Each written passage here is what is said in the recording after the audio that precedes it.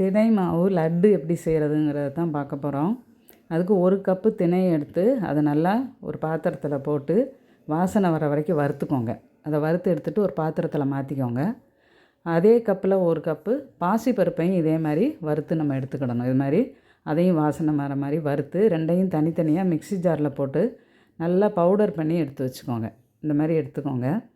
ரெண்டையும் ஒன்றா கலந்துக்கோங்க. இப்போ ரெண்டு மாவையும் நல்லா மிக்ஸி ஜாரில் அரைச்சி எடுத்துக்கிட்டு ஒரே பாத்திரத்தில் போட்டு நல்லா கலந்து வச்சுக்கோங்க.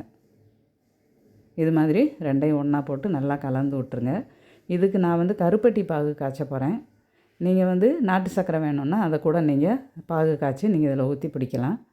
கருப்பட்டி இந்த அளவு போட்டு தண்ணி கொஞ்சமாக ஊற்றிக்கோங்க. அதிகம் ஊற்றுனீங்கன்னா அது பாகு பதம் வர்றதுக்கு ரொம்ப டைம் எடுக்கும். கொஞ்சம் சூடேறி அது கரைஞ்ச உடனே இந்த மாதிரி வடிகட்டி எடுத்துக்கோங்க.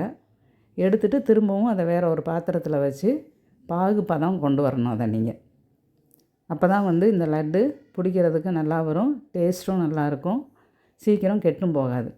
இந்த மாதிரி அதை இந்த தண்ணியில் நீங்கள் போட்டு பார்த்தீங்கன்னா அது கரையாமல் அப்படியே நிற்கணும். இந்த மாதிரி நின்றுது அப்படின்னு சொன்னாக்கா அந்த பாகு பதம் கரெக்டு அப்படின்னு அர்த்தம். இந்த ஸ்டேஜில் நீங்கள் இதை ஊற்றி அந்த மாவில் ஊற்றி பிடிக்கலாம். இப்போ அந்த மாவு கூட நல்லா ஒரு கைப்பிடி அளவு நிறையா பொட்டுக்கடலை சேர்த்துக்கோங்க. அதையும் நல்லா கலந்து விட்டுட்டு 2 டீஸ்பூன் அளவு நெய் வாசனைக்காக சேர்த்துக்கோங்க. ஏலக்காய் வேணும்னு நினைக்கிறவங்க மாவு அரைக்கும் போதே கூட ஏலக்காயை சேர்த்து கூட அரைச்சிக்கலாம். இப்போ இதில் இந்த பாகை ஊற்றி நல்லா கலந்து விடணும். நல்லா சூடாக இருக்கும், அதனால் கையை சீக்கிரமாக விட்டுறாதீங்க. ஓரளவு அதை கரண்டிட்டு கிளறிட்டு சூடு லேசாக ஆறுனதுக்கப்புறமா, அதாவது வெதுன்னு சூடாக இருக்கணும், கையில் பிடிக்கிற சூடு இருக்கிற மாதிரி ஒரு ஸ்டேஜில் நீங்கள் அதை உருண்டை பிடிச்சி வச்சிட்டிங்க அப்படின்னு சொன்னால் இந்த லட்டு ரொம்ப டேஸ்ட்டாக இருக்கும். இந்த திணையில் பீட்டா கேரோட்டின் நிறையா இருக்குது, அதனால தான் அது எல்லோ கலரில் இருக்குது அப்படின்னு சொல்கிறாங்க. தேனும் தினை மாவும்னு சொல்லுவாங்க, ஆனால் அது அவ்வளோ டேஸ்ட்டாக இல்லை.